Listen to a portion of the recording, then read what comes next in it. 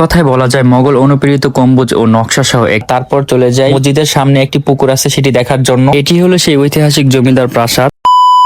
তো আগের ভিডিওতে আপনারা দেখছেন আমি চলে এসেছি আমার গ্রামের বাড়ি টাঙ্গাইল এন্ড এটা হলো আমার সেকেন্ড ডে।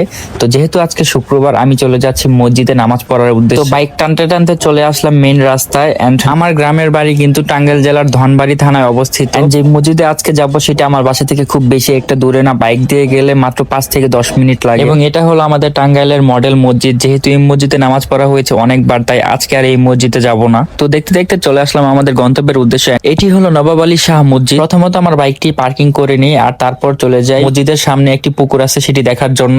তো শীতকাল আসলেও এই পুকুরটা কখনো শুকায়নি, এই পুকুরটাতে সবসময় পানি থাকে। তারপর অজু করে আমরা চলে যাই মসজিদের ভিতরে। এই মসজিদটা হলো অনেক পুরনো একটি মসজিদ। মসজিদটির মূল অংশ মোগল সময়ের, সম্ভবত 1600 শতাব্দী নির্মিত হয়েছে। প্রায় 115 বছর আগে 1900 এর শুরুর দিকে ধনবাড়ির বিশিষ্ট নবাব আলী শাহ চৌধুরী মসজিদটিকে বড় করে এবং আধুনিক আকার দেন। এই জন্য এই মসজিদটি নবাব আলী শাহ মসজিদ নামে পরিচিত পায়। মসজিদটি প্রায় 10 কাঠা জমির উপর নির্মিত। এক কথায় বলা যায় মোগল অনুপ্রেরিত গম্বুজ ও নকশা সহ একটি ঐতিহাসিক জামে মসজিদ এটি। মসজিদটির পাশে নবাব আলী চৌধুরীর সমাধি অবস্থিত। নবাব আলী চৌধুরী ছিলেন ব্রিটিশ আমলের একজন প্রখ্যাত জমিদার। ইচ্ছা অনুযায়ী তাকে এই মসজিদের পাশে দাফন করা হয়। তারপর আমরা চলে যাই তার পারিবারিক কবরস্থানের দিকে, যেটি হলো মসজিদের পাশে অবস্থিত। ধনবাড়ির ইতিহাস, নবাব পরিবারের অবদান ও ইসলামের সংস্কৃতির সঙ্গে এই কবরস্থান গভীরভাবে জড়িত। এই কবরস্থানের সবচেয়ে উল্লেখযোগ্য দিক হলো এর পাশে 100 বছরের বেশি সময় ধরে অবিরাম কোরআন তেলাওয়াত চলে আসছে। দিনরাত পালাক্রমে হাফেজরা কোরআন তেলাওয়াত করেন, যা বাংলাদেশে খুবই বিরল একটি ধার্মিক ঐতিহ্য। এটি হলো সেই ঐতিহাসিক জমিদার প্রাসাদ, যেটা ছিল নবাব আলী চৌধুরীর বাসভবন। বর্তমানে সেই প্রাসাদটি দেখার জন্য আপনাকে 100 টাকা দিয়ে টিকিট কেটে তারপর প্রাসাদটি দেখতে হবে। এবং এই কবরস্থানের সবচেয়ে ইন্টারেস্টিং বিষয় হলো এই বড় বড় যে কবরগুলো দেখছেন এগুলো হলো হাতির কবর। এখানে স্থানীয়দের মুখে আমরা জানতে পারি নবাব আলী শাহ যে হাতি ছিল তাদেরকে এখানে কবরস্থান করা হয়েছে। হাতির কবরের কথাটি বেশি জনশ্রুতি ও লোককথা হিসেবে পরিচিত।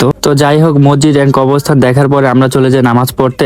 নামাজ পড়া শেষে আমরা বের হয়ে যাই মসজিদ থেকে। তো আজকের ভিডিওটি এই পর্যন্ত। যদি ভিডিওটি ভালো লেগে থাকে অবশ্যই আমার পেজে ফলো দিয়ে আমার সাথে থাকবেন। আল্লাহ হাফেজ।